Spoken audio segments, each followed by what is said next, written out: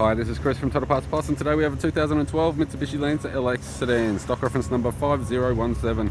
This shape runs from the 7th month 2007 through to the 10th month 2015. It has a 4B11 2-litre 4-cylinder petrol engine backed by an automatic front-wheel drive transmission. 4B11 2-litre 4-cylinder petrol engine. We have the right-hand headlight, front bar, radiator grille, left-hand headlight, left front guard appears to have no damage, left power door mirror, left front 16-inch factory alloy mag with a good tyre. Bonnet appears to have no damage. Left front door has 2 small dents. Left rear door appears to have no damage. Left hand side skirt.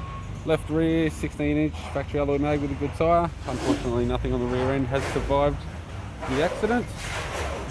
Right rear 16-inch factory alloy mag with a good tyre. Right side skirt. Right rear door appears to have no damage. Right front door has 2 small dents. Right power door mirror. Right guard appears to have no damage. And a right front 16-inch factory alloy mag with a good tyre.